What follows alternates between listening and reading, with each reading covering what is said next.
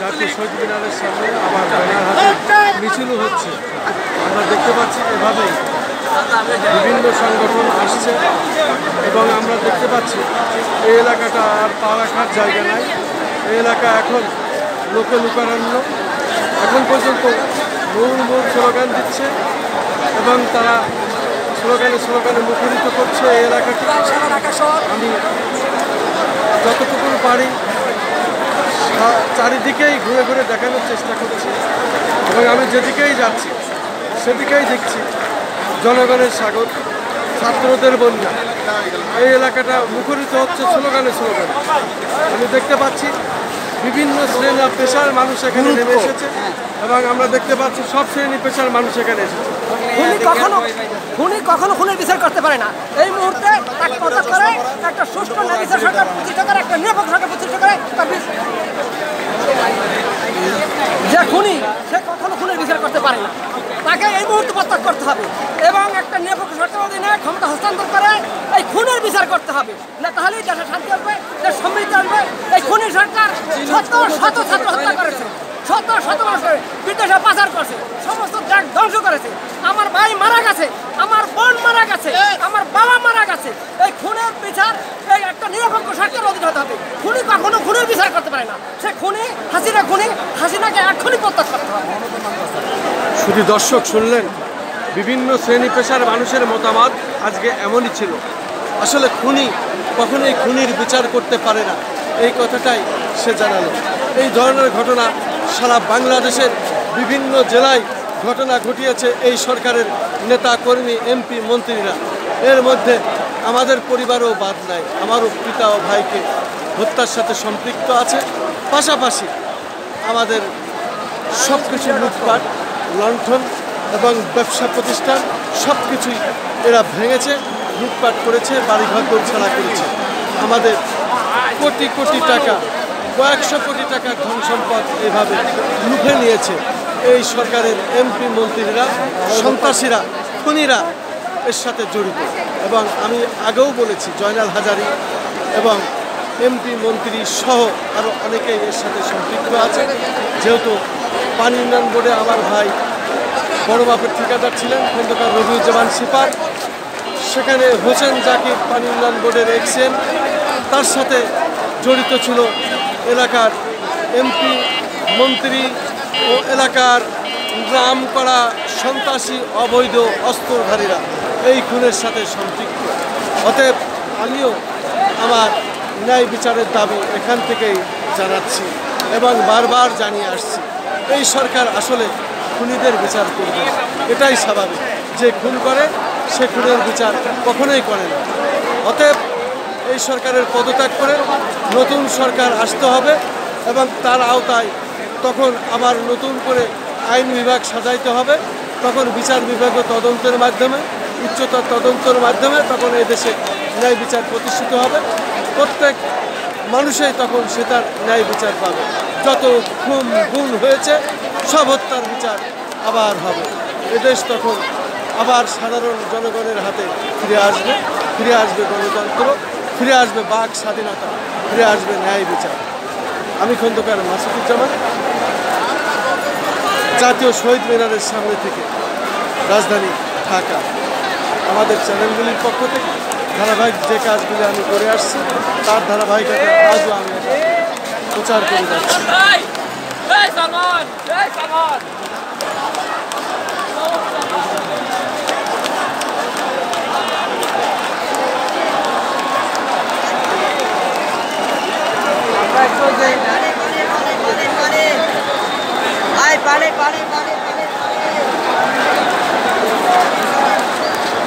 আজকের দৃশ্যটি এমনই ছিল। 3 তারিখ আসলে আজ এই অবস্থায় চলছে।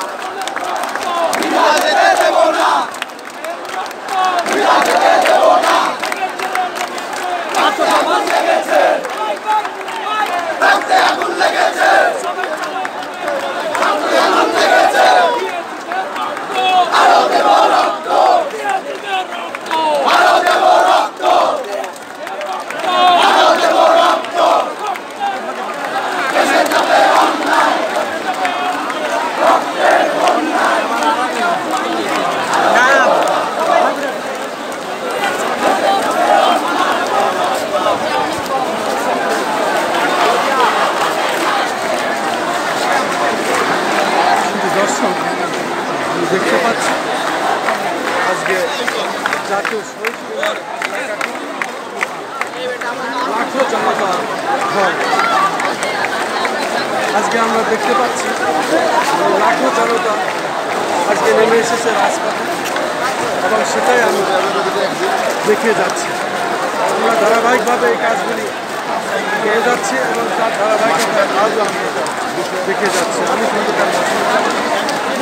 আমাদের চ্যানেলগুলির পক্ষ থেকে, আমাদের অনলাইন পোর্টালের পক্ষ থেকে ও আমাদের সাংবাদিক অ্যাসোসিয়েশনের মাধ্যমে আমাদের সংগঠনের পক্ষ থেকে আমরা আমাদের দাবি দীর্ঘদিন ধরে জানিয়ে আসছি। ন্যায় বিচার আসলে এদেশে অবহেলিত মানুষ খুন হয়েছে, গুম হয়েছে, তাদের ন্যায় বিচার হয়নি। আমার পিতা ভাই হত্যা হয়েছে, হয়নি আমাদের বাড়িঘর দম লুটপাট, ব্যবসা প্রতিষ্ঠান ভেঙে দিয়েছে। আমরা এখনো ন্যায় বিচার না আসলে খুনিদের বিচার হয়। আসলে এটাই জানাচ্ছি, খুনিরা কখনোই খুনির বিচার করে, এটাই স্বাভাবিক এবং এটাই সত্যি।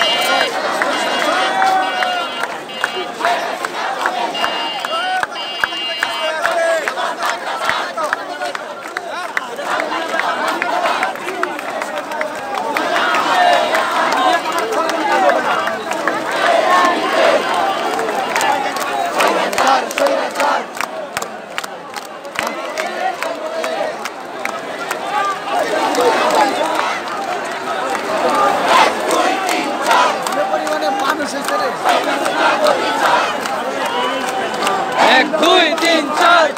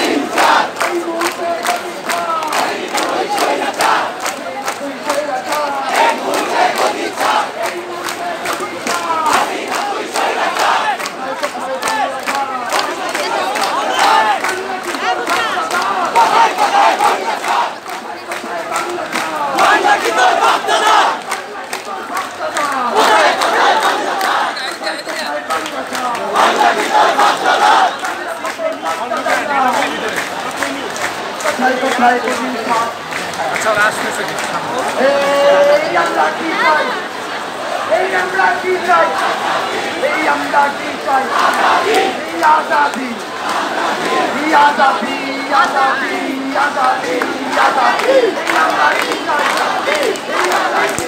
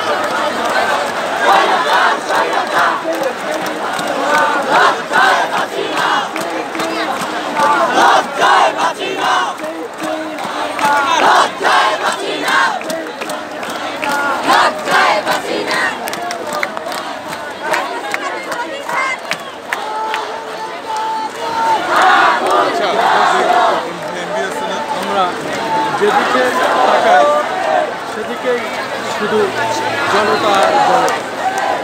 এই আমরা দেখতে পাচ্ছি আজকে জাতীয় শহীদ মিনার এলাকাটি এভাবেই জনতায় পরিপূর্ণ এবং মুহুর্মুহুর স্লোগান, মুহুর্মুহুরভাবে তারা এই রাজপথ স্লোগানে প্রকম্পিত করছে। আমরা দেখতে পাচ্ছি লক্ষ জনতা রাজপথে নেমে এসেছে। বিভিন্ন শ্রেণী পেশার মানুষ এখানে এসেছে, বিভিন্ন বয়সের মানুষের এখানে এসেছে। সেটাই দেখানোর চেষ্টা করছে।